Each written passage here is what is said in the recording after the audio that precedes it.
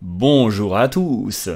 Alors, je vous fais une petite vidéo aujourd'hui suite à une discussion avec un ami qui me dit, parce que on parlait de jeux vidéo, vous savez que je stream un petit peu ces temps, j'ai enregistré quelques vidéos, j'espère que vous aurez du plaisir à les voir sur la chaîne. Et on a discuté justement de la dématérialisation des ordinateurs parce que effectivement c'est un peu pénible chaque fois de devoir upgrader son matériel. Moi je vis ça en ce moment, je me dis bon ben qu'est-ce que je fais? Est-ce que je me reprends une nouvelle config hyper puissante avec je sais pas au moins minimum des 1080 et tout ça.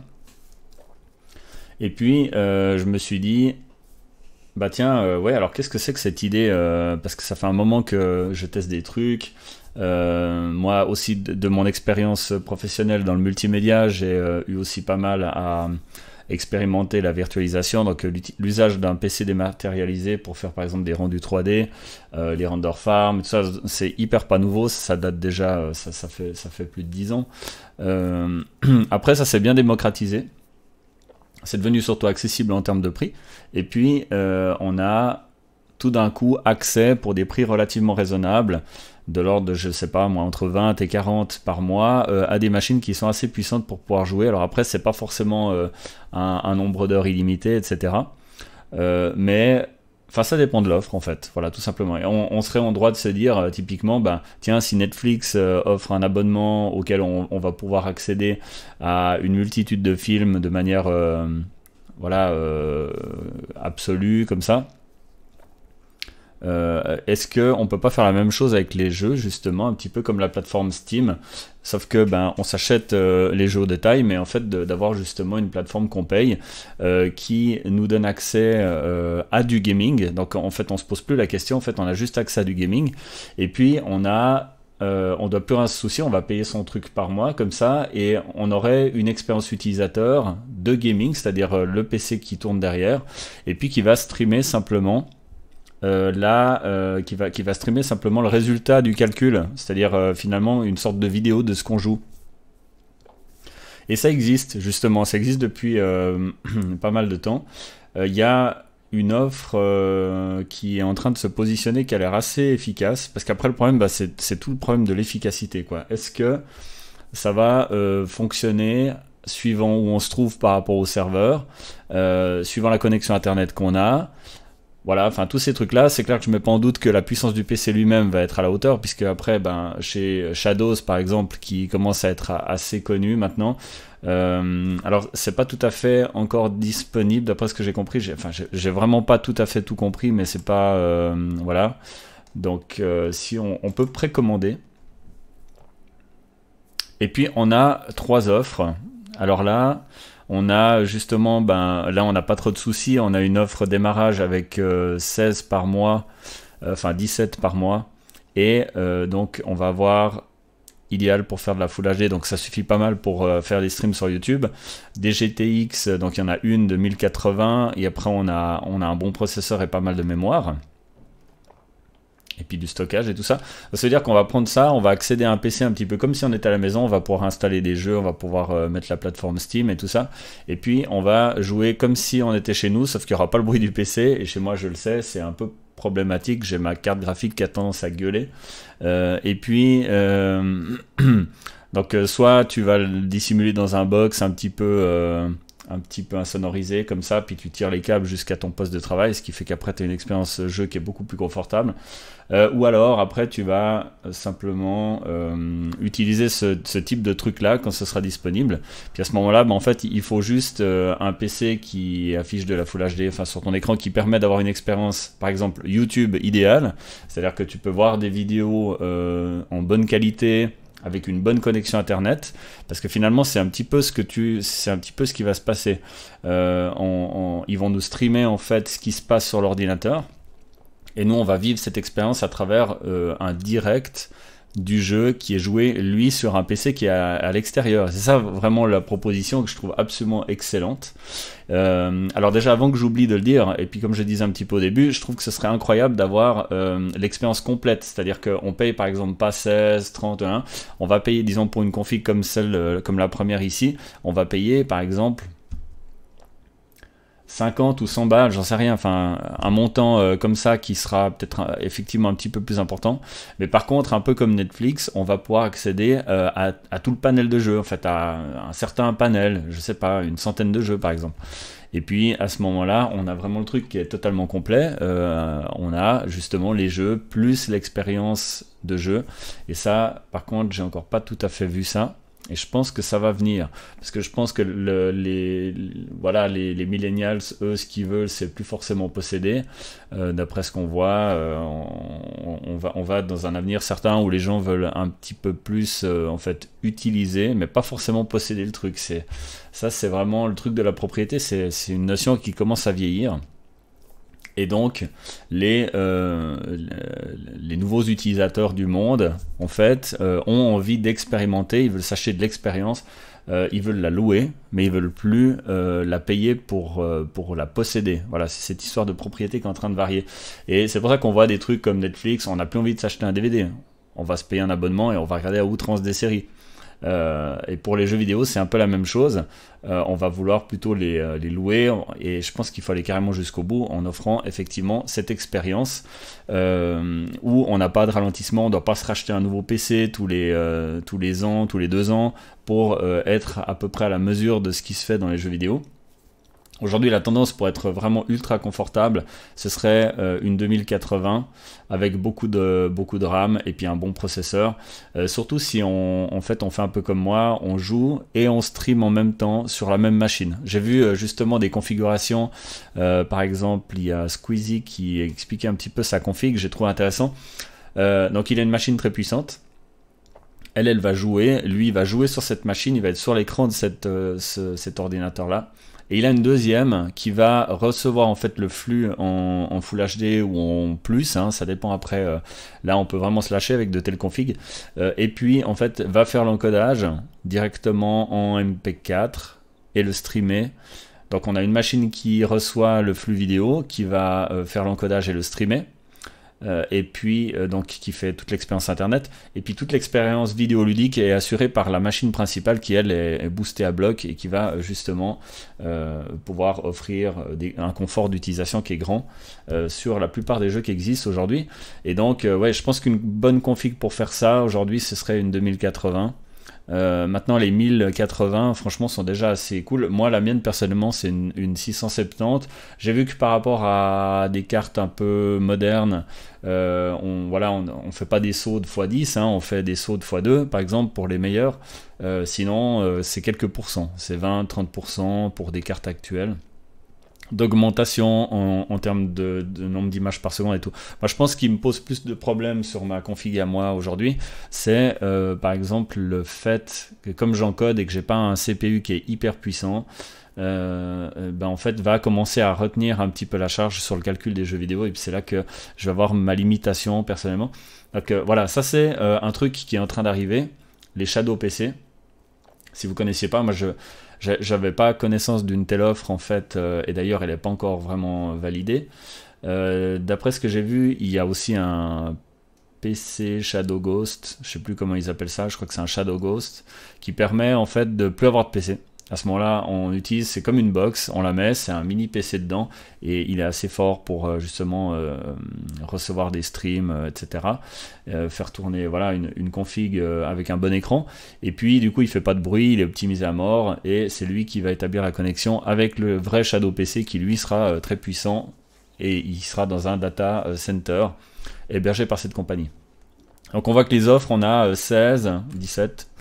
35 et ils font exprès, hein, on se croirait chez Lidl, et 54 pour vraiment une expérience je pense ultime comme on n'a jamais vu. On peut bon voilà, on retrace déjà en 4K ici, je pense que on pourra même j'ai vaguement entendu parler du 8K, bon après c'est un peu exagéré mais pourquoi pas.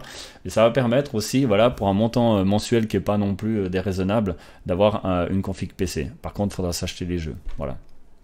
Alors ça à surveiller hein, de près. Après on aura aussi l'abonnement annuel, parce que là on peut quitter en fait à tout moment, tandis qu'ici on va pouvoir, on aura des grosses réductions par mois, et puis ma foi on est prisonnier pendant une année, mais ça voilà. Donc là on voit que c'est disponible à partir de février 2020, mais on peut déjà précommander.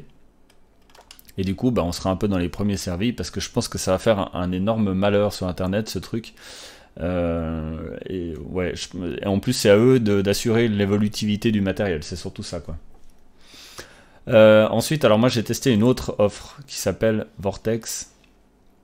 Alors je me suis dit, ah tiens, c'est bon, on a trouvé le Netflix du vidéo gaming qui offre en plus le calcul, etc. C'est génial. Et en plus, ça coûte rien du tout, évidemment.